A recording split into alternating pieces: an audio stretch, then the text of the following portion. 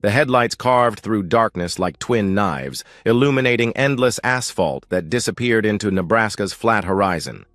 John Matthews shifted in his worn driver's seat, the familiar ache in his lower back reminding him he'd been driving for 11 hours straight. The CB crackled with distant chatter, truckers warning about a speed trap near Lincoln, complaining about DOT regulations, swapping lies about lot lizards and close calls. John kept his radio low, preferring the rhythmic thrum of 18 wheels on interstate concrete. His phone, mounted on the dashboard, showed 2:47 a.m. Karen would be asleep now, curled on her side of their queen bed, probably wearing that old Huskers t-shirt she'd stolen from him years ago. The thought should have warmed him, but lately thinking about Karen left him feeling unsettled. Like trying to remember the words to a song you once knew by heart. 14 years. That's how long they'd been married. Met at a truck stop diner, outside Omaha where she waitressed nights. He'd been younger then, cockier, convinced that life on the road was temporary, just until he saved enough to start his own shop. She'd refilled his coffee 4 times that first night, each time lingering a bit longer, until finally she'd asked if he planned to drink the whole pot or if he was just killing time. "Depends," he'd said back then. "When do you get off?" Now. Rolling through the darkness at 70 miles per hour, that memory felt like it belonged to different people. The shop never materialized. The road became his life. 2 weeks out, 3 days home if he was lucky. Karen had stopped asking about the shop around year 5, stopped mentioning kids around year 8, stopped meeting him at the door around year 11. His phone buzzed. Text from Karen. "You awake?" Strange. She never texted this late anymore. John hit the voice-to-text button. "Yeah, baby. Everything okay?" he responded. 3 dots appeared, disappeared, appeared again. Finally. "Just couldn't sleep. Miss you." "Miss you too. Home Sunday," he texted back. "I know. Counting the days," she replied, but she didn't sound like she was counting. Even through text, John could feel the distance, like she was going through the motions. The last few months, their conversations had become scripts they performed. "How's the road?" "Fine, how's home?" "Fine. Weather okay?" "Yeah, you?" "Same." The phone rang, startling him. Karen's photo flashed on the screen, taken 5 years ago at her sister's wedding, back when her smile reached her eyes. "Hey," he answered through the Bluetooth. "Hi," came her voice, thin and distracted. "I just wanted to hear your voice." "You okay?" "You sound—" "I'm fine," she interrupted. "Just one of those nights, you know? The house gets so quiet." John wanted to say that the truck got quiet too, that sometimes the solitude pressed against his eardrums like water pressure, but instead, he said, "Yeah, I know." A pause, then muffled like she'd covered the phone. "No, it's nothing. Go back to—" Her voice returned, too bright. "Sorry, someone's at the door." "At 3 in the morning?" he questioned. I think it's Mrs. Harper from next door," she explained quickly. "Her cat gets out sometimes. I should go check." "Karen, I'll call you back," she said, and the line went dead. John stared at the road, unease crawling up his spine like cold fingers. Mrs. Harper was 83 years old and hadn't owned a cat since 2018 when Mr. Whiskers died of kidney failure. John knew because he'd helped bury the damn thing in her backyard. 20 minutes passed. He called back, straight to voicemail. Called again. Same result. A text finally came through. "Sorry, fell asleep early. Talk tomorrow." Fell asleep early. She'd just called him. And since when did Karen not say, "I love you," at the end of her messages? John's dispatcher, Big Mike, called on the company line. "Matthews, you awake?" Unfortunately. "What's up?" John replied. "Got good news and weird news," Mike explained. "The Cincinnati load got canceled. Warehouse had some kind of flooding issue. Weird news is they're still paying the contract." "So I'm heading home?" John asked. "Unless you want to wait around for another load," Mike answered. "But nothing's coming up until Monday. Home, 2 days early." John pictured walking through the door, seeing Karen's face when she realized he was back. Would she be happy, surprised, or something else? "I'll head home," John decided. "Roger that. Drive safe," Mike said. John took the next exit and began the long arc back toward Omaha. He'd surprise Karen, make it special. Stop at that bakery she liked, get those cinnamon rolls she was always talking about. Maybe they just needed more time together. Maybe the distance he felt was just road fatigue, too many nights alone, too many days apart. His phone buzzed. Another text from Karen, but the preview made his blood freeze. He grabbed the phone, nearly swerving into the rumble strips. The full message read, "Can't wait to see you tomorrow. He won't be back until Sunday." John parked his Peterbilt on Maple Street, 3 blocks from his house. After 18 hours of driving, fueled by black coffee and a growing knot of dread, his hands shook as he killed the engine. The text had to be a mistake. Maybe Karen had meant to send it to her sister about her brother-in-law. Maybe it was about a co-worker covering someone's shift. Maybe anything except what every instinct in his body was screaming. The Friday morning air bit sharp and clean, a contrast to the recycled air of the truck cab. John walked slowly, his steel-toed boots heavy, on the sidewalk. The neighborhood slept around him, porch lights off, newspapers still in driveways, not even the Daniels' psychotic terrier awake to bark at him. As he turned onto his street, John stopped. A silver Infiniti sedan sat parked 4 houses down from his. Nebraska plates, but not one he recognized. Could belong to anyone. New neighbor maybe, but something about it, too clean, too expensive for this neighborhood, made his jaw clench. John approached his house from the side yard, using the spare key hidden under the fake rock Karen always said was too obvious. The garage door opened. Silently, he'd fixed those hinges last time home, and he stepped into familiar darkness that smelled wrong. Cologne, not his. He hadn't worn cologne in years. Something expensive and trying too hard.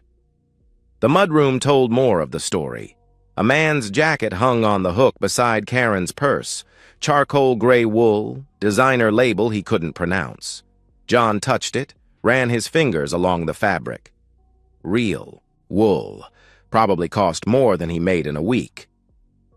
In the kitchen, 2 wine glasses stood in the sink, lips still stained red. An empty bottle of Malbec on the counter, the good stuff Karen bought for special occasions.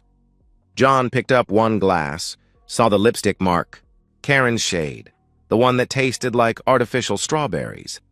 A sound from upstairs, muffled laughter, then footsteps crossing their bedroom floor. John's bedroom floor. The ceiling creaked in the familiar pattern he knew meant someone was walking from the bed to the bathroom. John pulled out his phone, opened the camera, and started recording. He needed proof. Not for anyone else. For himself. Because part of him still wanted to believe he was wrong, that this was all some cosmic misunderstanding that would make sense if he just thought hard enough. The stairs beckoned. John climbed, slowly, avoiding the 3rd step that squeaked, the 7th that groaned. Halfway up, he found a man's dress shirt, white with thin blue stripes, carelessly discarded. He filmed it, then continued up. Karen's blouse came next, the green one he'd bought her last Christmas, inside out and hanging from the banister. More laughter from the bedroom. Then a man's voice, low and confident. "Come back to bed." Karen's response came playful in a way John hadn't heard in years. "Make me." John's vision tunneled, his free hand clenched and unclenched. Every muscle in his body screamed to kick down that door, to destroy everything and everyone inside. But he kept filming, kept climbing. A man's belt, Karen's jeans, black lace panties he'd never seen before. The bedroom door stood slightly ajar. Through the gap, John could see movement, shadows playing on the wall. The sounds were unmistakable now, rhythmic, urgent, punctuated by Karen's voice saying things she hadn't said to John in months, maybe years. John pushed the door open another inch, just enough to angle his phone through. He didn't look at the screen, couldn't bear to see it while it was happening. He just held the phone steady, recording for 30 seconds that felt like 30 years. Long enough? More than enough. He retreated silently, his body moving on autopilot while his mind processed what couldn't be unprocessed. Downstairs, John walked to the living room, to his recliner, the one Karen always complained about but he'd refused to replace. He opened the drawer in the side table and retrieved his Glock 19, checked the magazine, chambered around. Then John sat down in his chair, gun in his right hand, phone still recording in his left, and waited. The ceiling creaked again. More footsteps. The toilet flushed. Karen giggled, actually giggled, like a teenager. John stared at the ceiling, tracking their movement by sound, mapping their betrayal in squeaks and footfalls. His phone vibrated. A text from Karen. "Miss you, babe. House is so empty without you." John's knuckles whitened around the gun. 43 minutes. That's how long John sat in his recliner, listening to his wife and another man in his bed. He counted every second, using the numbers like a mantra to keep from storming upstairs. The gun grew warm in his hand, its weight, both comforting and terrifying. The phone kept recording, though he'd long since lowered it to his lap. During those 43 minutes, John's mind cycled through 14 years of marriage, searching for signs he'd missed. Late nights at her book club that he now doubted existed. The gym membership she'd gotten last year, coming home flushed and showered. Business trips for a receptionist job that shouldn't require travel. How stupid had he been? How blind? Finally, footsteps on the stairs. Karen's laugh floated down, carefree and genuine in a way he hadn't heard in forever. "I need coffee," she called out. "I want you back in bed," the man replied, his voice smooth, educated. "Coffee can wait." "You're insatiable," Karen teased, and John heard the smile in her voice. They appeared on the stairs, still adjusting clothes, Karen in John's old flannel shirt, his favorite shirt, and the man in boxers and the dress shirt from the stairs, unbuttoned. He was everything John wasn't: tall, lean, professionally soft with a $30 haircut and manicured hands. The kind of man who'd never changed his own oil or loaded his own truck. Karen saw John first. The transformation of her face would have been comical if it hadn't been destroying everything, from satisfied glow to confusion to recognition to pure terror in under 2 seconds. The coffee mug she'd been carrying shattered on the hardwood floor. "John?" she whispered. Like saying his name quietly might make him disappear. The man, this piece of shit in John's house, wearing John's shirt, stopped mid-step, his hand tightening on the banister. "Who?" "Sit down," John interrupted, his voice steady, almost conversational, as he raised the Glock. "Both of you! On the couch! Now!" "John, please, I can explain." Karen started. "Sit! Down!" he repeated firmly. They scrambled to the couch, the man's hands already up in surrender, Karen pulling the flannel tight around, herself as if it might protect her. They sat close, but not touching, and that small distance between them said everything about what this was. Not love, just intimacy. John kept the gun trained on them while he set his phone on the coffee table, still recording, angled to capture. All 3 of them. "How long?" John asked. "John, please, put the gun down and we can talk," Karen pleaded. "How?" "Long," he repeated. Karen's face crumpled. 8 months. Closer to a year, the man corrected, and Karen shot him a look that could have melted steel. Even now, John noted she was trying to minimize it. "What's your name?" John asked the man. "Derek." "Derek Morrison," he answered nervously. John knew that name. From the real estate office, the one who sold the Harper's house. Derek nodded, his Adam's apple bobbing. "How many times?" John asked Karen. "Does it matter?" She deflected. "Every question I ask matters." "How many times?" Karen looked at the floor. "I don't know." "Guess," he demanded. Maybe 20 times, she admitted. Derek laughed, actually laughed, short and bitter. "Try twice a week since January." John did the math. Over 80 times. In his bed, in his house, while he was on the road earning the money that paid for this house. Who else knows? He continued. Nobody, Karen said quickly. Too quickly. Who knows? He pressed. My sister, she admitted. And Derek's friend Brian. That's it. Your sister. John felt something break inside his chest. The one who had us over for barbecue last month? Smiled at me, served me potato salad, knew the whole time? Karen nodded, tears streaming now.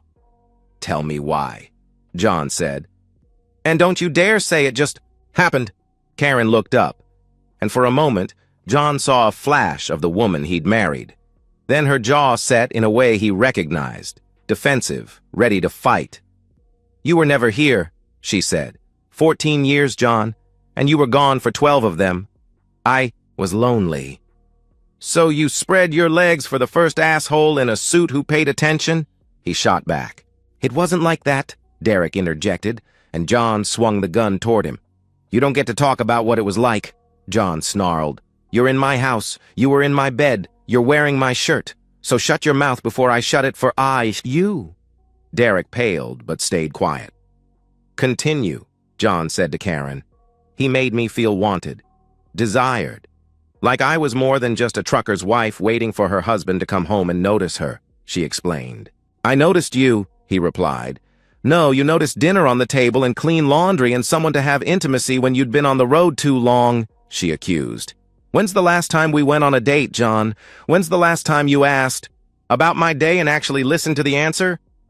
So you f***ed another man? That's your solution? He countered. I fell in love, Karen declared, and the words hung in the air like poison gas. John looked at Derek. You love her? Derek's eyes darted between John and the gun. We have a connection. That's not what I asked, John pressed.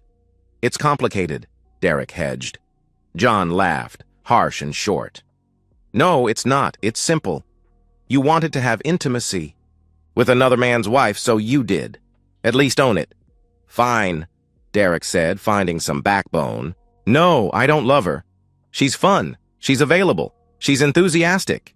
That clear enough for you? Karen turned to stare at Derek, her face a study in dawning realization. But you said, she started. I said what you wanted to hear, Derek replied, his fear of John apparently overriding his self-preservation with Karen. You think you're the only married woman I've been with? You're not even the only one this month. Karen slapped him, the crack echoing through the room. Derek didn't react, just kept his eyes on John's gun. Get your phone out, John told Karen. Both of you. They complied, hands shaking. Now, I want you to record a statement, a confession. Everything you've done. How long, where, when. Everything, he instructed. John, please, Karen begged. Do it, or I'll share the video I already have with everyone you know, he threatened. Your parents, your work, Facebook, everyone. Karen's face went white. You recorded everything. Your confession is your chance to control the narrative. Now start talking, he commanded. For the next 10 minutes, John forced them to detail their affair on camera. Every sordid detail, every lie, every time they'd laughed about him behind his back. Derek tried to minimize his role, but John kept pushing, kept demanding specifics until both of them had thoroughly damned themselves. When they finished, John had them send the videos to his phone. Then he stood, the gun still steady in his hand. Now, he said with frightening calmness, we're going to discuss consequences. John stood slowly, deliberately, letting the weight of the moment settle over the room like a shroud. Derek and Karen remained frozen on the couch, their confessions now digital evidence in John's phone. The gun felt lighter in his hand, less like a weapon and more like a prop in a play he was directing. Derek, John said, his voice conversational, almost friendly. Stand up. Derek rose on shaking legs, his designer boxers and stolen shirt, making him look like a child playing dress-up. Listen, man, I'm sorry. I didn't know... Didn't know what? John interrupted. That I existed? That Karen was married? You said, you've done this before. I meant, Derek tried. You meant you didn't care. There's a difference between not knowing and not caring, John explained, stepping closer. You know what I realized, sitting in that chair, listening to you two? You didn't just have intimacy with my wife, you invaded my life. You wore my clothes, drank my beer, slept in my bed.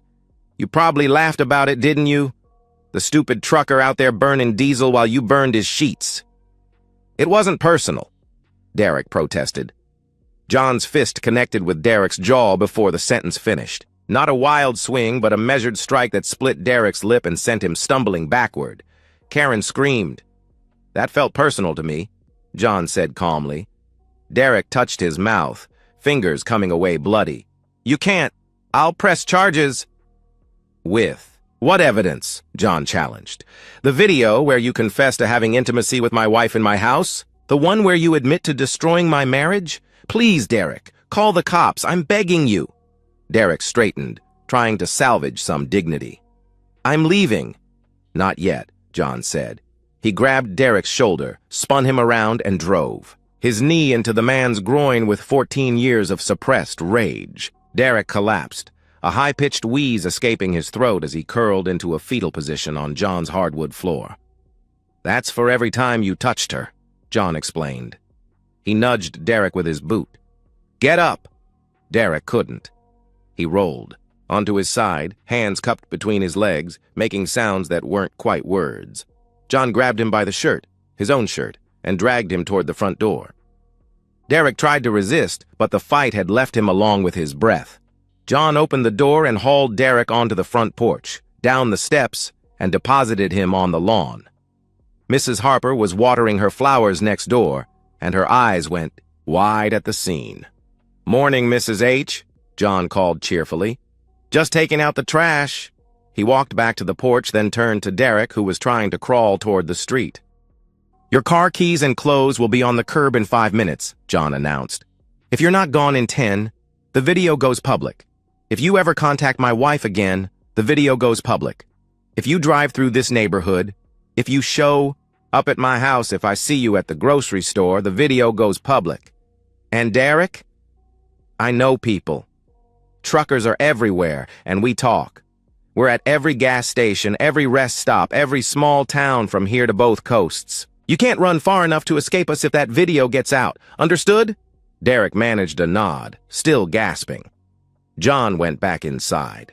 Karen hadn't moved from the couch, her face a mask of shock and tears. He walked past her to the stairs, collected Derek's clothes, found his keys and wallet in the pants pocket. He threw everything onto the curb, then came back to find Karen standing, trying to compose herself. John, we need to talk about this. We can go to counseling, she suggested desperately. No, he replied flatly. You can't just throw away 14 years, she protested. I didn't. You did, 8 months ago, or a year, depending on whose version, I believe, he answered. John climbed the stairs to their bedroom, his bedroom now. The sheets were tangled, pillows on the floor, the whole room reeking of intimacy and betrayal. He grabbed Karen's suitcase from the closet and began packing, methodical and efficient. A week's worth of clothes, basic toiletries, her jewelry box. Karen appeared in the doorway. You can't kick me out. This is my house too. You're right, John admitted, zipping the suitcase. Legally, it's half yours. But here's the thing, Karen. That video I have, your confession, it shows adultery and Nebraska is an at-fault divorce state. You'll get nothing. No alimony, no house, no truck, nothing. Or you can leave now, we divorce quietly, and you get a clean start.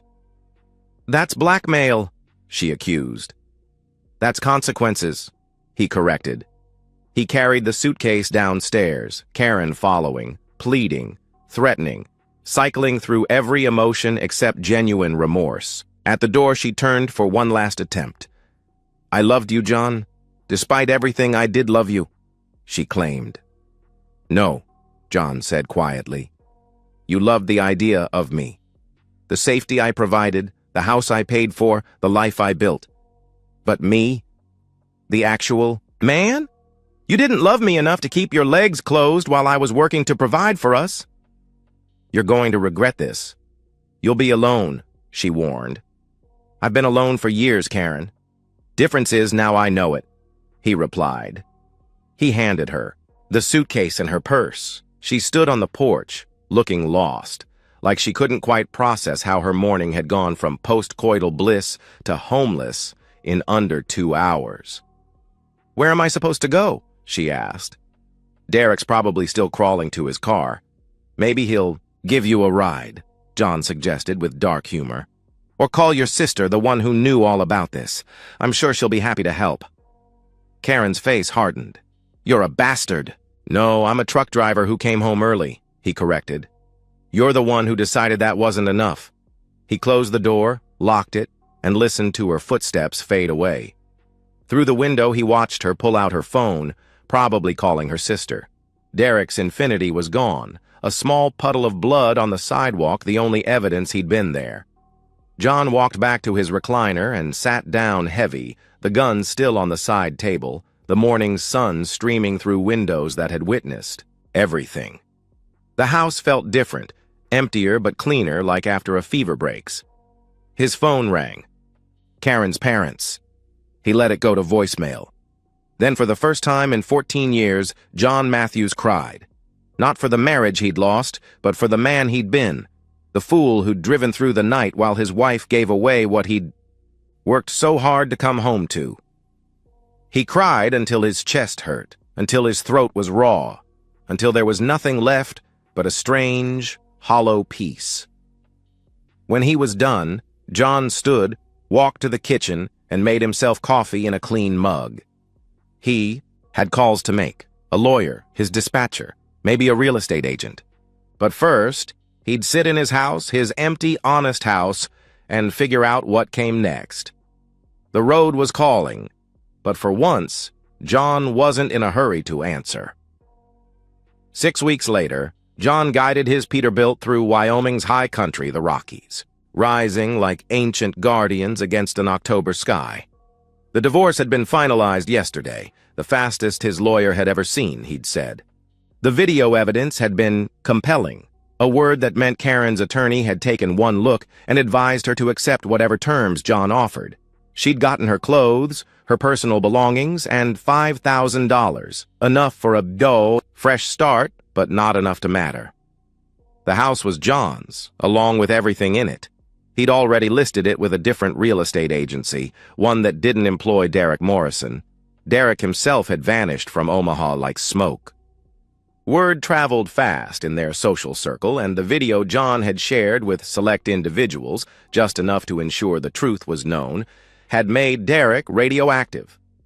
Last John heard, Derek had moved to Kansas City trying to rebuild his reputation in a market that didn't know him as the home wrecker who'd gotten his ass kicked by a trucker.